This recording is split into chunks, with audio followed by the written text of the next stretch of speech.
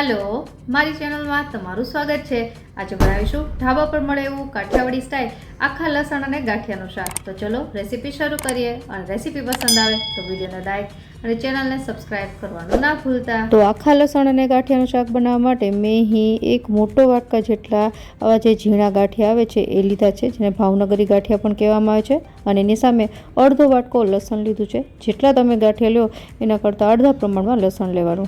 हवे सौ प्रथम आपणे एक मिक्सर जार लेशुं, जेमां एक मोटी साइजनुं टमेटुं छे एने આવી રીતે મોટા મોટા ટુકડામાં કટ કરી લેશું। નાના ટમેટા હોય તો 2 લેવા। હવે આપણે તીખાશ માટે અહીં 2 તીખી મરચીનો ઉપયોગ કરીએ છીએ। તમે મરચાંનું પ્રમાણ તમારી રીતે વતાવછો કરી શકો।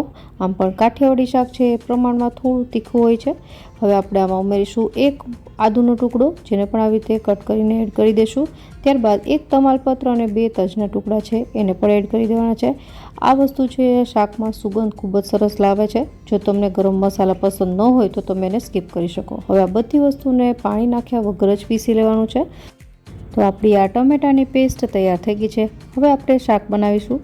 તો શાક બનાવવા માટે એક કડાઈમાં આપણે 3 થી 4 ટેબલ સ્પૂન જેટલું તેલ ગરમ કરીશું। કાઠિયાવાડી શાકમાં તેલનું પ્રમાણ થોડું આગળ પડતું હોય છે।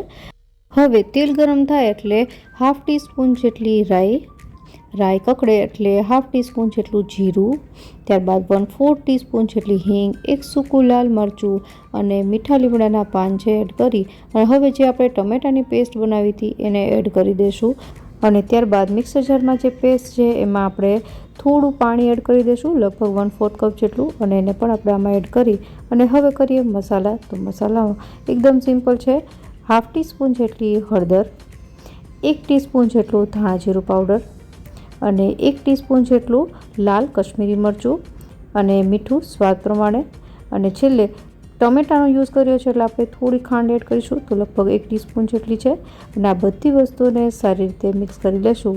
અને ત્યારબાદ હવે આપણે આમાં લસણની કળી એડ કરી અને મિક્સ કરી લેશું અને મીડિયમ ટુ હાઈ ગેસની ફ્લેમ પર એને 5 મિનિટ માટે પકાવી લેવાનું છે, જેનાથી લસણની કળી છે થોડી ઘણી કૂક થઈ જાય। અને તમે જોઈ શકો છો એમ કે ધીમે ધીમે તેલ છૂટું પડવા લાગ્યું છે। તો તેલ છૂટું પડી જાય એટલે ત્યારબાદ હવે આપણે આમાં ઉમેરીશું થોડું પાણી।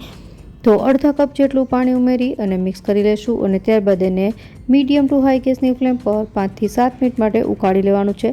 ઉકળી જાય એટલે તેલ છૂટું પડવા લાગશે અને આ તેલ છૂટું પડી જાય એટલે એક વખત આપણે એને મિક્સ કરી અને હવે છેલ્લે ઉમેરી દઈશું ગાંઠિયા। અને ગાંઠિયા ઉમેરતા પહેલાં તમે જોઈ શકો છો કે આ ટાઈપની કન્સિસ્ટન્સી રાખવી, જેનાથી ગાંઠિયા ઉમેરો તો જે ગાંઠિયા છે પાણી એબ્ઝોર્બ કરે છે તો એકદમ શાક છે એ થીક ન થઈ જાય। તો હવે ગાંઠિયા ઉમેરી દઈશું અને એને એક વખત મિક્સ કરી દઈશું। આ શાક છે એને ગરમા ગરમ જ સર્વ કરવું। અને જો ક્યારેક વધારે પ્રમાણમાં બનાવવાનું હોય તો જે ટમેટાની ગ્રેવી આપણે તૈયાર કરી છે એને તૈયાર કરી અને ત્યારબાદ જ્યારે સર્વ કરવું હોય ત્યારે જ ગાંઠિયા ઉમેરવા। હવે ગેસ બંધ કરી દઈશું અને ઉપરથી થોડા કોથમીરના પાન એડ કરીને મિક્સ કરી દઈશું। તો તમે જોઈ શકો છો એકદમ આ ટાઈપની કન્સિસ્ટન્સીવાળું શાક બનવું જોઈએ।